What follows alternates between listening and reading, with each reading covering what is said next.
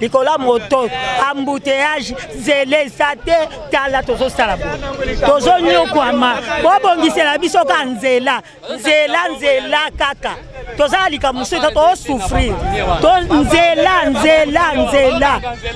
tala ba mama de to o uchi kuno sukia ozongi osi to salabo nzela kaka nzela bana posa nzela papa mokonzo bosani biso kotoyo ozoyeba biso lisusu te biso bana na yo to votaki yo parti beton biso pasi ya mai tu es resté za libanda mai pasi donyo kwama nzela buka nzela oyo baleki me uta kotoyo nyonso kotoyo tonyo kwa mingi yo kele biso mato vota yo parti beton papa esalaki biso pasi ebandaki nanu ekwei mama kufi awa après mama kufi ebandi lisu banda kokena okende papa pasi talaka sokoza nesika nao mbala moko ekei boye po ya kolala ezali te bokomi kotelenga na bana yango domoni ezosala biso penda pasi toza na pasi vraiment nzela kimwenza vraiment tozokoka te mokonzi pene ya mboka yokela biso ata mawa tala ndeti boto otembola makolo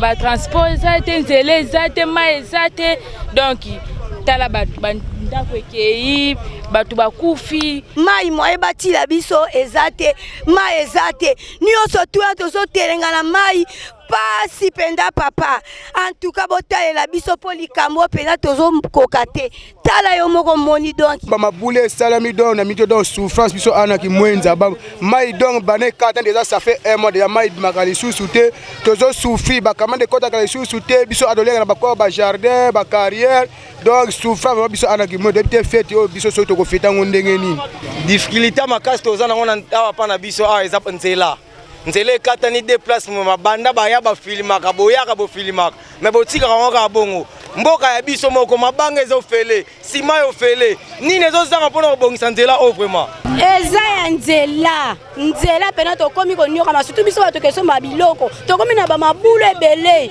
foto 4 mabulu ya liboso ya mibale to tonyokwa ma vraiment mo eza te ya ndambu tokoka kutu te saka vumba fo koma na fo dépenser mona pe ba 20 ba 15 po ya kokoma na saka fufu momoni erosion salami na kondo érosion oyo ebuki nzela nyonso après awa tozana arrêt de chemin kuna sous érosion salami ya makasi moyen to leka ezali te ngana ali chauffeur ndenge érosion salama awa na kondo awa na kangama awa na milieu oyo na sala gaga kondo ga tina pont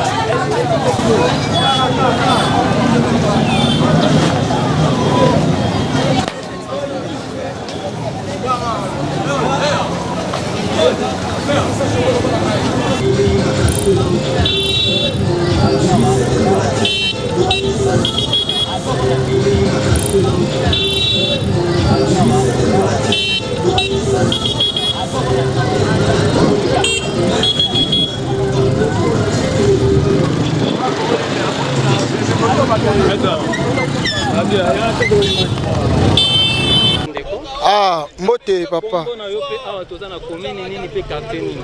Bon, kombo na ngai Jansi Mafuta. Navai na commune na Munga Fula précisément na route de Kimwenza. Otoza na route de Kimwenza gare. Yango nde tomona awa depuis bambule beti misatu awa nde tozoviva érosion oyo. Ti lelo tomona bourgmestre akoma atala. Ah. Ti lelo bourgmestre aya awa atala ti lelo na tozi solution nanu te. Ba yebisaka biso ke ba ya koboaka mabe dans un premier temps mi tuke le capo et dans nzela ezopesa biso accès donc lelo ta to na passe. Donc tokomi na problème moyen de transport, tokomi na problème moyen donc nyonso tout donc esimba biso te vraiment. C'est pour ça que lelo kwa to moni obo to profiter ko loba po bosunga biso vraiment et ko sala bien makasi. En tout cas, te remercie bino merci minenge boye bon ma rapport sorti likolo po sala biso donc ti lelo misala ezo sala mate banda balara ki biso toke oda toke da 1 mois déjà. Donc misala ezo sala mate to yebite bozo penser nini tozo zela nini to yebi na nte Nde musala gouvernement Tshisekedi on to vandi tozo zela ka tozo tala ko filmer ebele. En tout cas so bo sungi biso e sala biso bien makasi vraiment. Toza na bandeko ebele bazo nyoka ma transport okoma aussi kuna ndambu aussi awa ndambu aussi ndambu ozobima se pour dépenser 3000 4000 na transport. Donc tozo souffrir. Donc eza nzela o ezo permettre biso to ba ko luka. Donc lelo ba jeune ebele bazo rasu ko luka te po ba luka na zel ba sala ka bilanga tout donc mbongo ezo kota te po mitu ezo kota te. Donc passe na passe. Donc merci beaucoup vraiment oya koloba na kinongo. Oui, comme on a fils Bamba, tous à la quartier qui Mwenza, commune à Mongafula. Difficulté tous à la ngobino moko mona awa nzela vraiment mon boulot. La majorité de la population à côté oyo vivent en agriculture, misali belé za côté. Alors tous a vraiment la difficulté ces derniers. Nous avons un problème sérieux sur Makambo ya nzela. Transport bango fout à 2000 francs rien que pour arriver à niveau à Cité Verte, aller-retour, tu commune à 4000 francs. Au moment que il y a des produits agricoles, ils ont bien mal sous-souté, tu as vraiment enclavé. Tu sais que le gouvernement mais à côté la situation.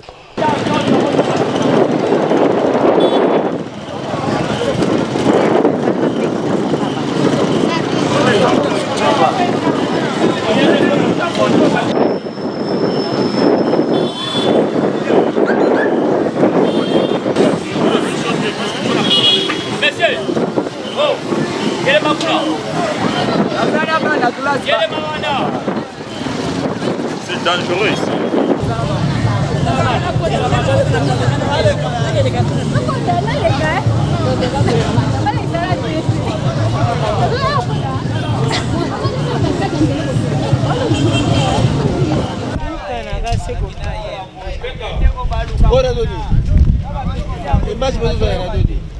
Oui, mbote papa.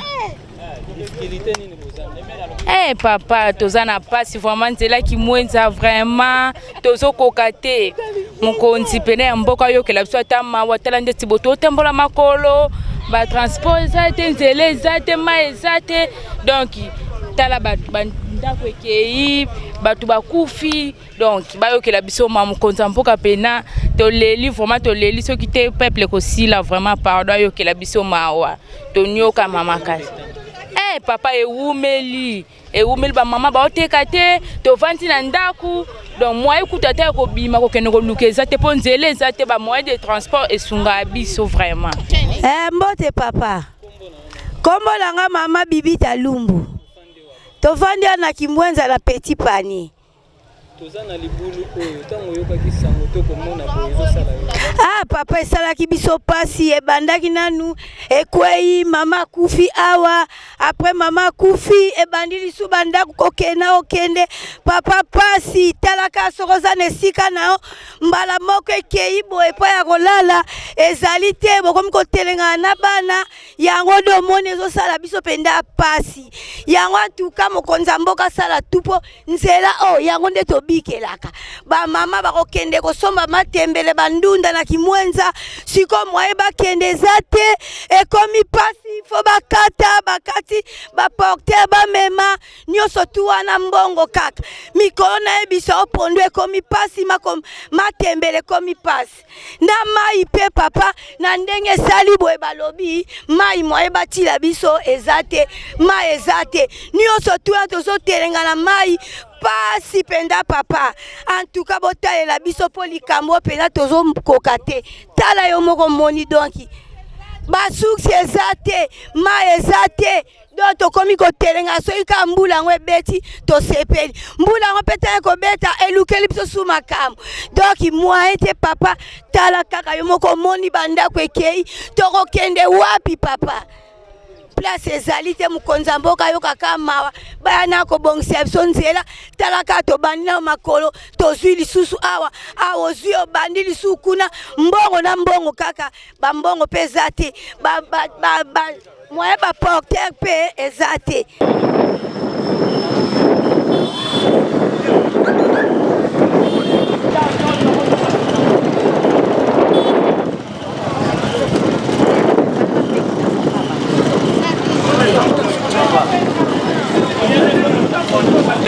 Mbote papa journaliste. Papa to souffrir. Nicolas moto embouteillage zélé sate tala tozo salabo. Tozo nyokwama. Bobongisela biso ka nzela kaka. Toza likamusu to souffrir. To nzela. Tala ba mama de to. O uchi kuno sukia. Ozongi osi to salabo. Nzela kaka nzela.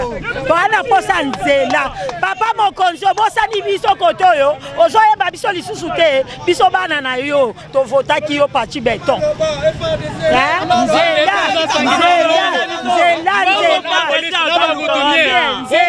Biso pasi ya mai. Tu as reçu les libanda mai pasi donyo kwa mama.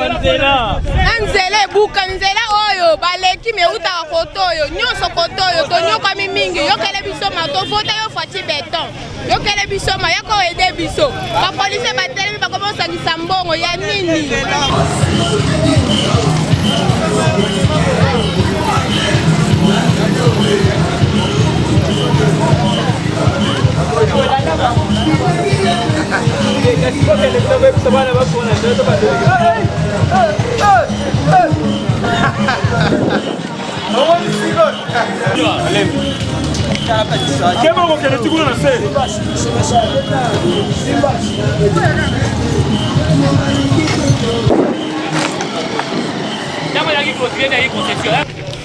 Tous dans le quartier Kimwenza, na commune Mongafula, précisément na arrêt de chemin, avant comme un petit panier. Bon, tous dans le problème il y a érosion. Ça fait les lois à mercredi, ça lit pendant 3 semaines. Les lois ça lit pendant 21 jours. Depuis tout ça qui victime il y a érosion oyo, on a zolo babonaza. Na ça pendant témoin oculaire parce que ezaki na maman moko akufa kaza voisine ngai d'ailleurs voisine ngai donc biso kulinde tozaki pena comme na événement nyonso du début jusqu'à la fin mobali na ye ami boma biso ko ande to encadrer qui moi si akundama ki na mur et à clôture à voisin donc tango prince bouché na mabele et bouché prince après mai et bando déborder na ngambo na biso kuna tango mai e bando déborder kuna nde elembisi mabele lupango mongo ezaki na wana mama na kufi nde totala kaka boye ndako yango moko koye finiki so ngaro wana donc ezaki pena nini de situation mpe mabe makasi mais bon en dehors ya wana toyemona le lendemain nango mabele bandi kobuka na se kobuka na bandako bando kende bandako étage bando kende na prince et maintenant oyo eza siko ya passe mingi na koleka donc libulu wana ezolanda makadam donc ezolanda makadam lokola ka niveau eza déjà coupé place wana mai moyen continuer kende tina na chute nango koneza te mai comme suka na érosion alors nde ko buka makadam ndambu vraiment bandako bato ezokende bavia bato ko bena danger ndenge to solo do biso tozola la route na l'église zomona donc totola na l'église donc ngala la na chantier ngala la na chantier na zala bana 6 na madame donc ça fait 8 donc nala bana na chantier ngala policier donc des fois on a kende musala na otika bango na konso bon to banga mbula soko beti peut-être mabe na longoli famille to ke na chantier ya connaissance moko boye donc vraiment situation na mabe makasi to senga na bakonzi elo kaka moko bayoka mawa ya population na bango bino ba sinistré ba enregistré bino oui nani chef national ya localité azwaki ba kombo ya tous les sinistrés. Non, non, bengi biso pété donc voilà. Donc jusque là. Ba bombi bino pe l'état na pesi place ya ko bomba bino. Non. Donc tout ça so délaissé na ko ba gandi on tout ça on a délaissé. Bon excusez-moi na terme de terme sur mon ngote d'autres on a délaissé à notre triste sort. Dans la minute ba ba la na église bali ngana la na chantier ndena la na chantier na mwasi na bana. Expliquer biso yo ko uti ko perdre ndako. Ngana na perdre ndako te mais libule comme ya 0 mètre ndako na ngana zo banga ke to là on a bouti ka danger moko ko ine donc ndena lobi ke ngala za muto musala na ko la garde to so la garde 48 heures na sima ko to so ki mbula makasi mwasi moya akimisa bana zo na bien mike et aussi mbate donc d'être ça par mesure de prudence d'être déplacé dans nous famille zo mona donc na la chantier na mabaya na bazelo obika chantier donc to là dans na chantier pour ka to banga ke au lieu de toucher ndako ba benga nga zoba ya on a kimisi na nanu donc ya kimisi na libota na ngai et donc dans la prince en tout cas ça ne va pas donc moi mutuka euta cité Pumbu c'est qui moins ça gare c'est pour donner deux érosions dans la deux têtes il y a érosion awa donc à part non érosion na biso ya deux chemins et ça l'érosion musukuna na Kondo. Donc ça aussi c'était verte, c'était Pumbu. Pour que nous monte à gare, il faut 3 transports. Au Sudan, il y a c'était Pumbu qui tire en 2 chemins. Allez, au traverser la Makolo, qu'on reçoit 2 chemins ti Kondo. Au traverser Makolo, qu'on reçoit Kondo ti gare. Donc il y a comme une dengwana. Donc tu as comme coupé en 3. Il y a un trois donneurs qui viennent au Pénat Pénaté, au Tossel Bakonzika, au Salasonzela, au Tossel Ami Balete, au Salagaranzela, pour que les restes, il y a Bandako et Tikalonais sont quand même sauvés. Parce que déjà, on est dans ce pays, parce que qui le boulot. Nous sommes qui on a, tu veux te sauver ça sous une mais de moins on est Tikali. Attends, moi le père Moutoumon a na un tiers à Pamba. Donc moins un tiers on a donc avec ça moi comme hangar, ça les comme hangar naé, à son ça ma famille. Et loko biso to kosenga na l'état boye. Ba ingénieur ba otinde la biso.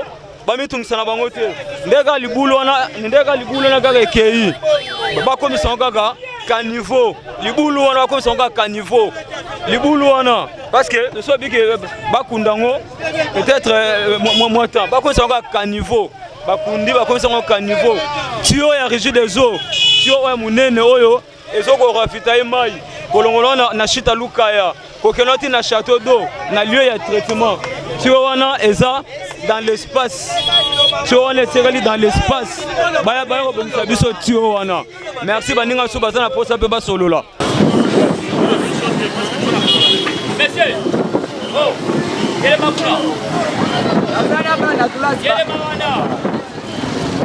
c'est dangereux ici.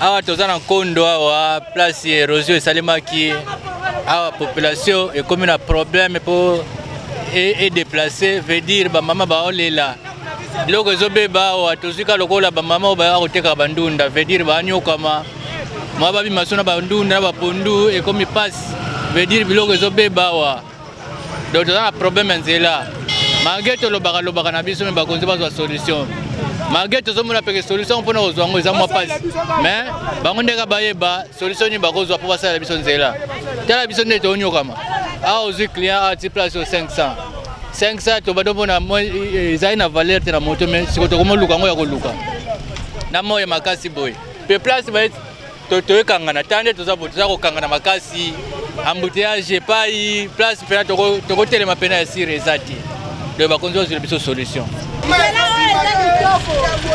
Mbote papa. Comment on Laetitia? Na bala. Na oteka mai. Wana pasa mai moko ya osakana kutu te. Mai ebima sute bana banzelo babukela biso oyo. Mbule baby sa banzela pasa mai moko.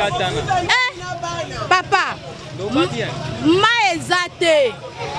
Mai ezate nzele bukana makamnyo mabe ya kosakana kutu te. Na lobi papa fachi beton talela biso likambo oyo nzela za mabe abongisila biso nzela. Esali da combien de temps bande bukana? Bande bukani to kende deya ba 3 mois 4 mois ndenge za boy libulu o umeli penza na ndenge kati biso nzela oyo mai pe zate bala sele biso ata mai nanu mai ndeti ngabo na ucho bota sika na kweki kuna na sina source mai nzela zate kolia pe pass tonyo kwa osakana kutu te. Eza ya nzela pena tokomi konyoka masutu biso bato kesomba biloko tokomi na ba mabulu ebele foto 4 mabulu ya liboso ya mibale tonyokwa ma vraiment mo eza te ya ndambu tokoka kutu te saka vumba fo koma na fo dépenser mona pe ba 20 000 ba 15 000 po ya koma na saka fufu mai pe passe siko to kosuka wapi ata la biso nzela tango ya bandaki ki bo kontina eloko liboso atala ke za ki mwenza abongisila to nzela donc alanda ngo kati na suka tika te atika biso te to kufa penza. Mbote papa nasalaka nzela ki mwenza donc na mito biso difficile biso za donc nzela donc donc ba mabule salami donc na mito donc souffrance biso ana ki mwenza ba mai donc bané kata déjà ça fait un mois déjà mai makali sous-souté tozo souffri ba kamande kota kali sous-souté biso adoler na ba ko ba jardin ba carrière donc souffrance biso ana ki mwenza depuis fête o biso so to ko feta ngondenge nini donc souffrance vraiment pona nzela na mai. Bote papa na ngai osala ka nzela ni ngana bula nzela ki mwenza gana mota problème nini boya na ngona difficulté makasi toza na ngona awa pa na biso awa eza nzela ekatani déplacement mabanda baya bafilimaka boyaka bofilimaka me botikaka ngo kaka bongo mboka ya biso moko mabanga ezofele sima yofele nini ezozanga mpona kobongisa nzela oyo vraiment eloko nini ezozanga nzela eumeli deja tokeda soki 2 mois deja yango oyo nzela eumeli deja 2 mois moke olala nzela eumeli makasi sima ya biso moko lokola tosombaka sima kosomba lokola tosombaka kayasi kosomba mwelo ebele toni na kasangulu awa madame azotekela bato mwelo na kasangulu 1 tonne azoteka ngo $25 mboka ya biso moko madame mundele mboka ya biso moko papa tobongisa na mboka na biso Congolais oleka na Congo toke kote musu te tozaka na kata Congo difficulté bakatala tala tayo moko mona ma ezate kwa kutu na parlo pas donc bakake ko beta pamba basinga siko tokoloba nini papa na ngai tozo sepela na fati beto bien si nzela na biso o toyebi te bapesa ki message ezo koma to bien ndenge nini babongisela biso nzela pardon to sengi kaka bongisela biso nzela oyo na makamba courant landela biso. Mbote papa kombo na yo na kombo na maman Charlène na vandi na le week-end na route ki mwenza na le week-end commune Monga Fula na moni obenginga uzana souci lo bayebisa biso problème ezani problème na biso ezaki nzela oyo ekatani déjà en 2 parties soko pousseni susu vers le week-end ezokende 3e partie wana apparemment bato nzela baochango kate mais déjà na coin bo eliami na le week-end ezokende 3e partie poussé régie des eaux akati courant parce que kuna likolo tiyo ya mai déjà ezomonana soki bango batindi mai na pression mai nzela ekokata na suma makasi ekosala badega makasi na pression ya mai gouvernement ezosala eloko te bato bazosala na leta balobi ke déjà leta clôturaki ane bakokipe nzela okaka na janvier sikoyo biso awa tozalaka privé na mai tokosouffri kaka boye nzela tozwaka 3 transport tokati koto nzela na biso ezosenga so te ke o déjà année o baclôturaki ezosenga ke gouvernement asala vraiment na lombangu aya kokipe biso sino te eozala mabe makasi le week-end susu ezokende mai eza te kozi ya nzela eloko tosengi na leta na biso akota likambo oyo azela janvier te sino te bato bakokufa ebele. Mbote awa toali na komi na Mongafula. Bon oyo ezali quartier Kimwenza toya na are Kondo. Bon biso awa toali na problème ya nzela. Momoni erosion esalami na Kondo. Erosion oyo ebuki nzela nyonso. Après awa tozana arrêt de chemin. Kuna sous erosion esalami ya makasi moyen to leka ezali te nga na ali chauffeur. Ndenge erosion esalama awa na Kondo awa nakangama awa na milieu oyo. Nasala kaka Kondo ga tina pont. Nakenda so pa musute. Ope bakangami na deux chemins bazosala kaka na katikati ya deux chemins na Kondo. Ope bakangami côté kuna bazosala Sainte Rita deux chemins. Donc tozana pasi. Elo mse ko bimela biso awa mai tozangi mai a pendant 2 semaines ngoyo. Sur un mois koki tozomona mai te mai ezate tozo souhaiter mbule beta. Souhait na biso ya mbula po beta ba biso bazolela ba érosion. Bazolela ba érosion bandako ekobukana ba misusu bazolela mbule beta po tozwa mai. Nde toali awa mai ezate nzela ezate yango moni naza na pasi ya mingi na sengi gouvernement azula biso solution na nzela oyo ya route Kimwenza toza na pasi ya makasi nisolo na lingaki na loba yango wana pona gouvernement.